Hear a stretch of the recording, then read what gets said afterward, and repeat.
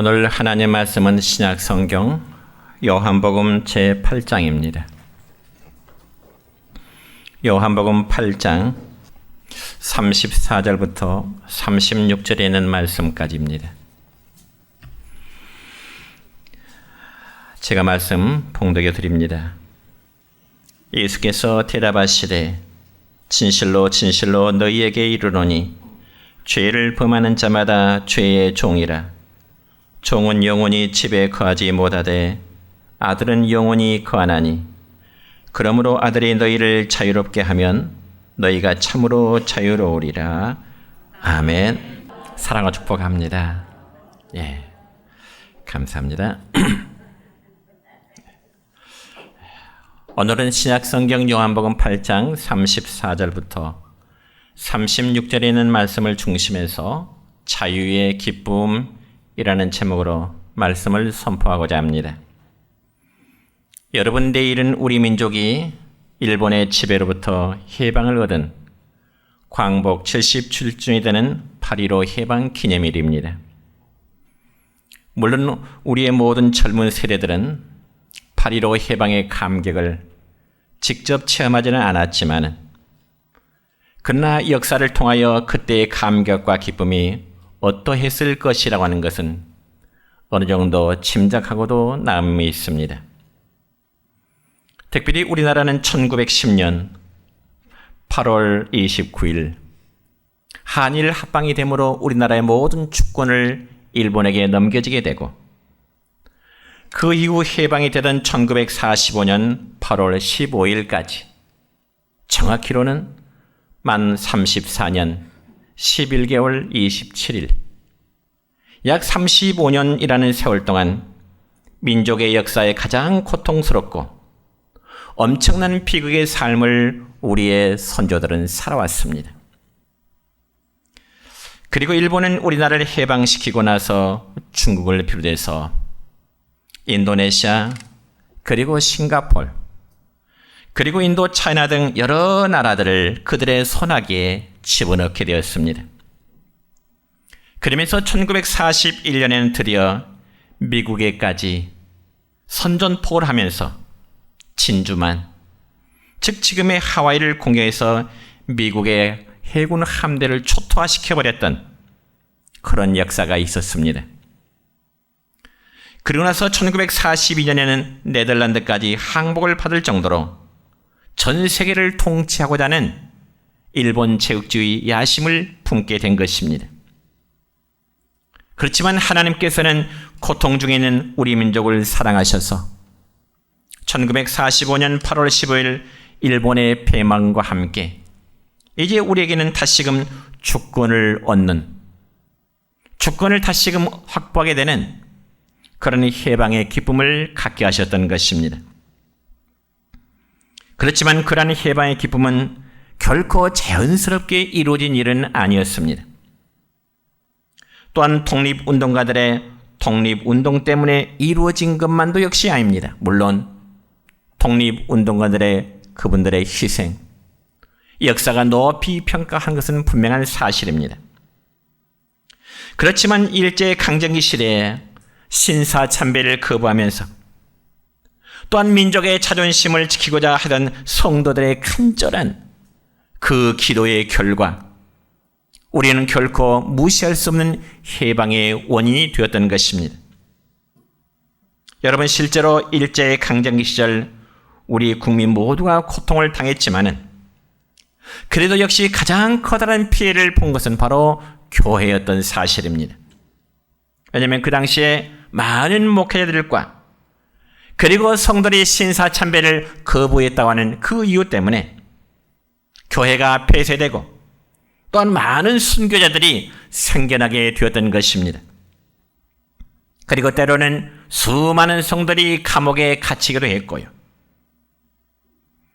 그러자 하나님께서는 민족의 장래를 바라보며 옥중에 설리는 순교자들의 피와 그리고 성도들의 눈물 흘린 기도를 하나님은 외면하지를 않으셨습니다. 그러면서 우리 민족의 해방의 기쁨을 안겨주신 것입니다.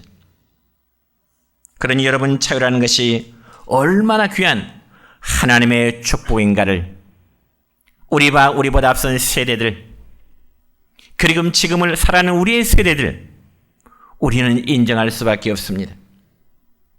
그래서 지금부터 77년 8월 15일 우리 민족은 그토록 갈망했던 민족의 해방이 이루어지게 된 것입니다.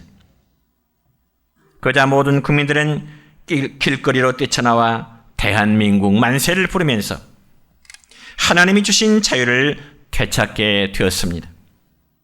여러분, 이처럼 자유는 하나님이 우리 인간에게 주신 최고의 선물이라고 표현할 수 있습니다. 그래서 어떤 민족이든 사람은 하나님으로부터 자유롭게 창조함을 받았기 때문에 누구에게 억압과 고통을 받는 것을 하나님은 기뻐하시지 않습니다. 그리고 인간을 창조하신 하나님은 인간에게 고귀한 자유를 주셔서 하나님이 만드신 이 땅을 다스리고 보존하도록 하나님은 우리 인간에게 이러한 문화적인 사명을 주셨습니다. 그러므로 개인이 누릴 수 있는 자유는 그 어떤 것보다도 귀중하다는 사실입니다. 그런데 여러분, 성경에 보면은 우리 민족의 역사와 아주 비슷한 민족이 있는데 그들은 바로 이스라엘 민족입니다. 그들 역시 애굽 나라, 지금의 이집트지요.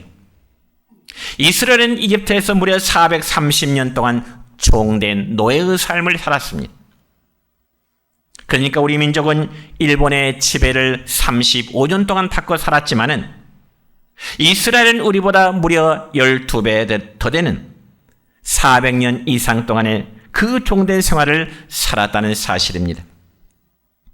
여러분이 그러니 그 세월의 고통이 얼마나 컸겠습니까? 그러면서 그 이후로도 약 2000년 동안 이스라엘 민족은 세계 각지에 흩어져서 생활을 하게 됩니다. 이것을 가리켜 디아스포라, 즉 흩어진 유대인들의 삶이었습니다. 그러면서도 이스라엘 백성들은 언젠가는 여호와께서 자기의 백성, 자기 민족을 회복시키시라는 그 선민의 의식을, 기대감을 가지고 자신들의 문화라든지 자신들의 종교를 절대로 잃지 않았던 것입니다. 여기 바로 유대 민족의 위대성이 있는 것입니다. 여러분, 사람이 집 없는 서름도 있지만은 그보다 더 커다란 서름이란 나라의 주권을 잃어버리는 서름입니다. 그리고 나라의 주권을 잃어버리니 사람이라면 당연히 누려야 될 그 자유까지도 다 잃어버릴 수밖에 없는 것입니다. 그런 의미에서 볼 때 인간이 누릴 수 있는 자유란 것은 너무너무나 행복한 것입니다. 여러분, 실제로 이런 경우가 있었습니다. 미국이 남북 전쟁이 약 4년 동안 있었는데요. 그 미국의 남북 전쟁이 있기 전에 오하이오 강변 신시내티라는 강에는 수많은 흑인 노예들이 위험을 무릅쓰고 급류를 타고 강을 건너왔습니다. 그래서 그들을 잡아 신문하기를, 너희들이 어떻게 이렇게 위험한 강을 건너왔느냐? 너희들의 주인이 너희들에게 혹독한 일을 시키더냐? 아니면 이 일을 시키면서도 음식을 주지 않더냐? 이렇게 신문할 때 그들은 이러한 답변합니다. 아무리 좋은 것을 주어도, 아무리 좋은 것을 먹어도 우리는 종으로, 우리는 노예로서는 기쁨이 없습니다. 세상에 그 무엇보다도 하루를 살아도 정말 자유를 가지고 살고 싶습니다. 이러한 대답을 하더라는 것입니다. 그렇습니다. 사랑하는 성도 여러분이여, 사람이 누릴 수 있는 가장 커다란 축복은 역시 자유의 축복일 것입니다. 그런 반면에 여러분, 감옥은 어떤 것일까요? 감옥은 밥을 안 주고 굶기는 것일까요? 아니요. 감옥도 제때 밥을 줍니다. 잠자리를 제공하고요. 그리고 입을 옷을 제공합니다. 그런데 그것은 딱 하나가 없는데 바로 자유가 없다는 것입니다. 그래서 모든 사람들이 거기만은 정말 안 가기를 바라는 것은 자유롭게 살기를 원하는, 하나님께서 인간에게 주시는 그 권리를 얻고자 하기 때문에 그렇습니다. 그럼 여러분, 진정한 자유라는 무엇을 의미할까요? 우리 인간들에게 가장 기본적인 세 가지 자유가 있다면 정책인 자유요, 그리고 경제적인 자유요, 그리고 사상적인 자유입니다. 그렇지만 저 미국의 루즈벨트 대통령은 인간의 기본적인 자유를 네 가지로 말했는데요. 첫째는 언론의 자유요, 두 번째는 종교의 자유요, 그리고 세 번째는 가난과 궁핍의 자유요, 네 번째는 공포로부터의 자유입니다. 아마 우리 젊은이들이라면 학교에 다닐 때 이 정도는 다 알고 들으셨을 믿습니다. 그렇다면 여러분, 우리 기독교가 말하는 자유란 그러한 자유를 말함이 아닙니다. 그러면 과연 첫째로 성경적인 참 자유란 무엇을 말하는 것일까요? 여러분, 성경에 말하는 자유는 바로 죄로부터의 자유함을 의미하는 것입니다. 이것은 바로 예수 그리스도께서 이 땅에 오셔서 저와 여러분의 죄를 위하여 십자가에 못 박혀 죽으시고요, 우리의 모든 죄짐을 벗겨주심으로 우리에게는 영적인 자유함을 주시기 위해서 주님은 우리 가운데 오시게 된 것입니다. 그렇다면 여기서 말씀하는 바 자유란 무엇을 말하는 것일까요? 예수님이 말씀하심에 의하면은 인간을 자유롭게 하지 못하는 것은 어떤 외형적이고 물리적인 것이 아니라 사람을 노예 상태로 빠지게 하는 죄라고 하는 사실입니다. 그래서 인간의 모든 부정과 부패와 그리고 모든 불의한 행동은 반드시 죄가 따르기 마련인 것입니다. 그리고 이 죄의 결과는 다른 사람들에게 여러 가지의 손해와 그리고 압박과 약탈을 입히게 되는 것이 인간의 생활 속에 나타나는 죄의 결과라는 것입니다. 그러면 여러분, 아담의 타락 이후에 부패진 인간성은 인간 스스로 해결할 수 없는 죄의 품성을 지니게 되었습니다. 그렇지만 이러한 죄의 사슬, 죄의 고통에서 우리를 건지시고 자유케 하시는 분은 오직 예수 그리스도 한 분밖에 없음을 우리는 고백하고 주님께 이런 찬송을 우리는 고백.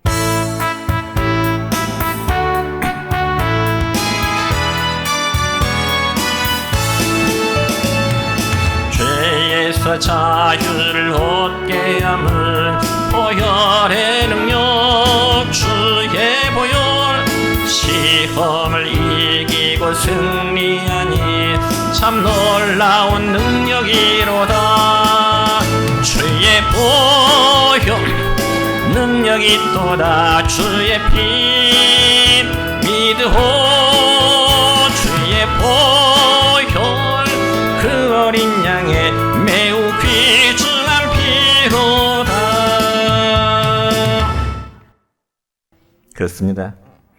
여러분, 죄로부터의 자유함은 예수 그리스도의 피의 능력뿐임을 믿으시기를 축원합니다.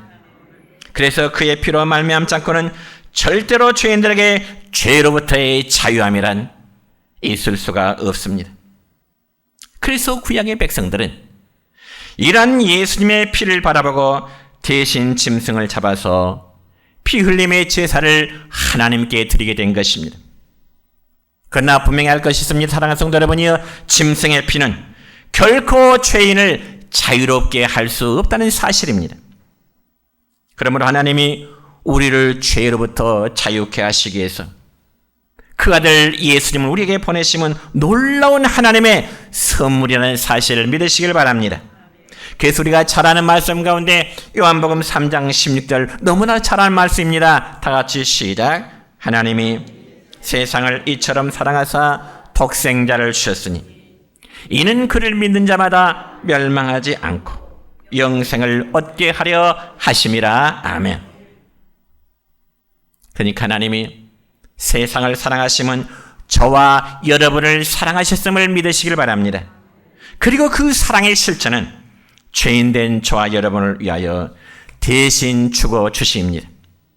그런데 만약에 주님의 사랑이 죄인들을 대신한 죽음으로만 만약 끝나버렸다면 예수님의 죽음은 아무런 의미가 없습니다. 그러나 주님의 죽으심은 죄와 사망의 권세를 이기시고요, 그분이 다시금 부활하심으로 주를 믿는 우리 성도들에게 자유함을 누리도록 하신 것입니다. 이게 바로 하나님의 사랑이요 하나님의 은혜임을 믿으시기를 축원합니다. 특별히 사람이란 어느 누구나 내가 누군가에게 관심을 받고 사랑을 받으면서 살아간다는 것은 정말 행복한 일입니다. 그렇다면 저와 여러분이 지금 이 순간도 하나님의 사랑을 받고 있다는 사실을 믿으시길 바랍니다. 그래서 예수님을 믿도록 하시는 믿음을 선물로 주신 것입니다. 여러분 꼭 기억하십시다. 누구든지 예수님을 구주로 믿고 그 십자가로 나올 때 영혼의 자유와 모든 저주로부터의 자유함을 얻게 되는 것입니다. 그래서 오늘 읽었던 말씀, 본문 35절과 36절까지의 말씀 보면 이렇습니다. 시작. 종은 영원히 집에 거하지 못하되 아들은 영원히 거하나니 그러므로 아들이 너희를 자유롭게 하면 너희가 참으로 자유로우리라. 아멘. 누가 너희를 자유롭게 하면?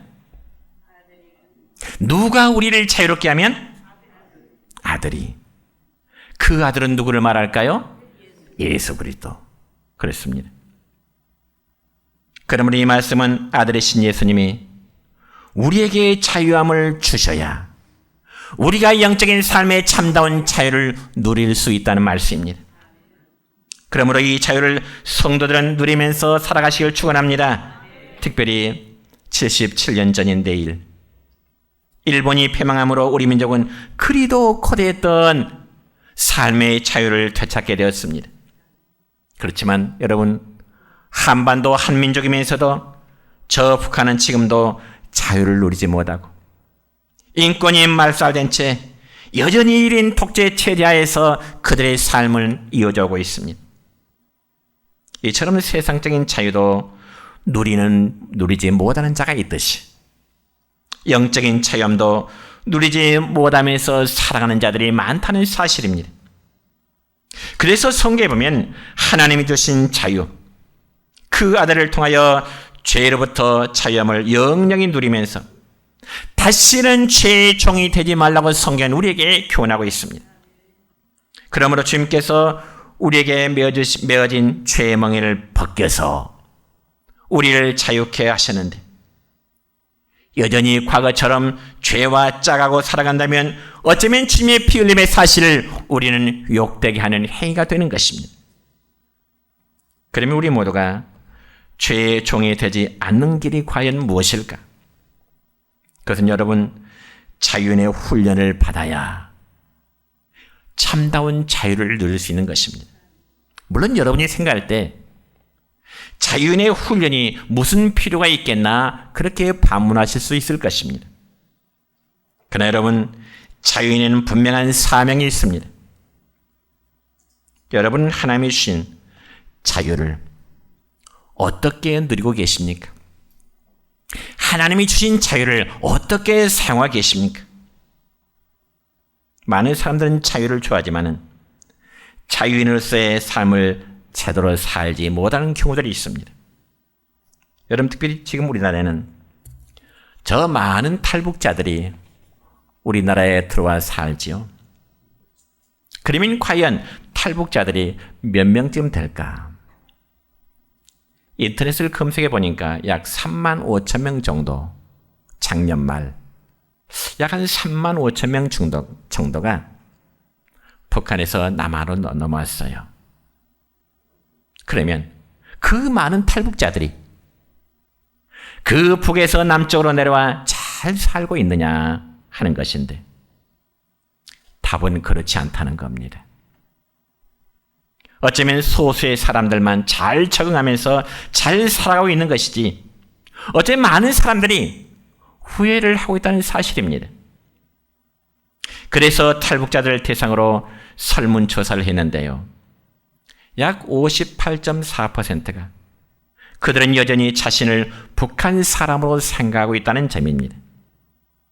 그럼 왜 그들이 남쪽으로 내려와서 대한민국의 국적을 얻어서 살아가면서도 여전히 북한 사람이라는 그런 인식을 버리지 못하면서 살아가고 있을까요? 이곳에 자유가 없기 때문일까요? 이곳에 먹을 식량이 없기 때문일까요? 물론 아닙니다. 그들은 이곳이 자유롭다는 것을 알고 찾아왔지만 자유인의 책임이 무엇인지, 이 땅에서 자유를 누리면서 살아가는 훈련을 받지 않았기 때문에 그렇습니다. 여러분, 공산주의는 자유에 대한 훈련이 필요 없습니다. 그래서 그냥 하라면 하기만 하면 되는 거지요. 선동하라 하면 선동하면 될 것이고요. 소리를 지르라면 함께 소리만 지르면 되는 겁니다. 그러나 자유인은 스스로 결정해야 될 훈련이 필요하고 노력이 필요하고 임무가 필요한 것입니다. 그렇다면 우리 성도들이 과연 신앙적인 입장에서는 어떤 자유를 누려야 될까요? 먼저 하나님께 찬양을 드립니다.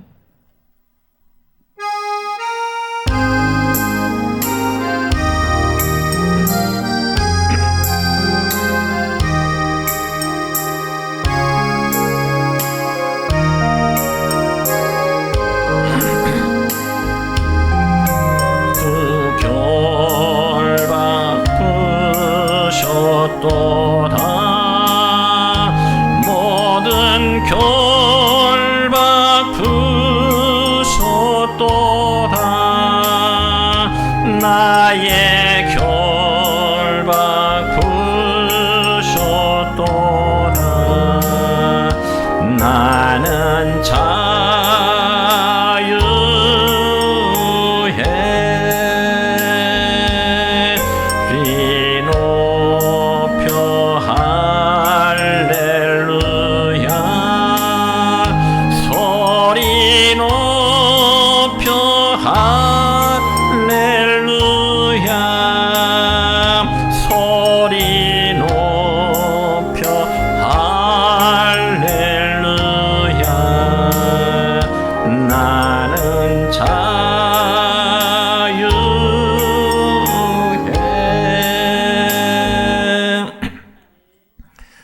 두 번째는 자유를 누리는 삶입니다. 여러분, 주님께서는 우리에게 자유를 주셨습니다. 그럼 이 놀라운 죄로부터의 자유를 우리가 어떻게 누리면서 살아갈까? 한번 죄 용서를 받으니 마음대로 살아야 될까요? 물론 결코 그럴 수 없습니다. 그래서 바울 사도는 갈라디아 교회 편지를 보내면서 갈라디아서 5장 1절의 말씀을 보면 이러한 말씀으로 우리에게 권면합니다. 시작. 그리스도께서 우리를 자유롭게 하려고 자유를 주셨으니 그러므로 굳건하게 서서 다시는 종의 멍에를 매지 말라. 아멘. 그러니까 한번 죄의 멍에서 벗어났다면 또다시 반복해서 죄의 멍에를 짊어지지 말라는 말씀입니다. 만물의 영장이라는 사람이 참 어리석은 것은요, 똑같은 실수를 반복하는 일입니다. 그와 마찬가지로 죄의 멍에를 벗은 자가 또다시 죄의 멍에를 짊어진다면 얼마나 어리석은 행위일까요? 바라기는 여러분의 모습이, 저의 모습이 그러한 모습 되지 않기를 축원합니다. 그럼에도 불구하고 여전히 죄의 멍에를 짊어지고 있을 때면 어떨까? 여러분, 특별히 구약 성경에 보면은 죄를 지으면 하나님께서 율법이라는 법을 통해서 심판하셨습니다. 그래서 구약 성경에 보면 이 저주라는 단어가 굉장히 많이 나옵니다. 저주. 저는 며칠 전 새벽 시간에 혼자 말씀을 묵상하는데 에레미야 예가의 말씀을 보면서 깜짝 놀랄 말씀을 발견했습니다. 그 말씀은 에레미야 예가 4장 10절의 말씀인데요, 거기에 보면 이런 말씀이 기록되어 있어요. 시작. 자비로운 부녀들이 자기들의 손으로 자기들의 자녀들 삶아 먹었도다. 충격적이잖아요. 제가 다시 한번 읽을게요. 자비로운 부녀들이 자기들의 손으로 자기들의 자녀들을 삶아 먹었도다. 이 말씀은요, 하나님께서 범죄한 자들을 심판하시는데 기근으로 인해서 배고픔을 견디지 못하여 자기의 자식들을 삶아 먹게 되었다 그 말이에요. 이게 바로 죄 아래에 있는 자들의 모습입니다. 그러면 과연 사람이 죄로부터 지배로부터 벗어나 참된 자유를 누릴 수 있는 그 방법이 무엇일까요? 다시 한번 30본문 36절 볼까요? 시작. 아들이 너희를 자유롭게 하면 너희가 참으로 자유로우리라. 아멘. 누가 너희를 자유롭게 한다? 누가요? 아들, 그분이 누구예요? 예수 그리스도께서. 그렇습니다. 하나님께서는 그의 아들이신 예수님을 우리 가운데 보내셔서 그 아들을, 당신 아들을 십자가에 못 박아 죽게 하시고 대신 우리를 죄에서 건져 자유롭게 하신 것입니다. 그래서 율법의 요구처럼 무엇을 하지 말아라, 무엇을 해라 해서 죄의 문제가 해결되는 것이 아니라 이제는 누구든지 예수님을 믿으면 멸망하지 않고 죄 사함 받고 영생함을 얻게 된다는 것이 바로 복음의 핵심임을 믿으시기를 축원합니다. 그러나 이 세상의 모든 도덕이나 종교 교육의 초점은 나쁜 일 하지 말아라, 죄 짓지 말아라는 것입니다. 그러면 여러분, 우리의 사회는 어찌 그리도 죄악이 난무한가요? 가방끈이 짧은 사람이 배우지 못해서 죄를 많이 짓나요? 아니요. 많이 배운 지식인들의 범죄가 오히려 우리 사회에 악이 되고 있는 현실입니다. 여러분, 저는 담배를 피워보지 않았지만은 그 담배갑에는요, 시대마다 경고 문구가 바뀌어지고 있습니다. 그래서 담배갑의 경고 문구가 맨 처음 새겨질 때는 이런 경고문이 있었습니다. 흡연은 폐암 등 각종 질병의 원인이 되며 특히 임산부와 청소년의 건강에 해롭습니다. 담배갑의 경고문이 맨 처음에 적혀있을 때는 이렇게 적혀져 있었습니다. 그리고 그 다음에는 경고문의 강도를 좀 더 높여서 이렇게 바뀌어졌습니다.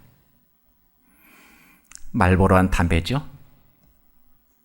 저 담배값은 이렇게 적혀져 있습니다. 건강에 해로운 담배. 일단 흡연하게 되면 끊기가 매우 어렵습니다. 담배 연기에는 발암성 물질인 나프타라민, 니켈, 벤젠, 비닐클로나이드, 비소, 카드뮴이 들어 있습니다. 라고 적혀져 있습니다. 그런데 요즘에는요, 경고문의 강도가 더 높아서 아예 사진으로 새겨놓았습니다. 제가 윗줄 읽으면 여러분은 밑줄 읽으세요. 폐암 위험 그러면 여러분 최대 26배 이런 식으로요. 자, 폐암 위험,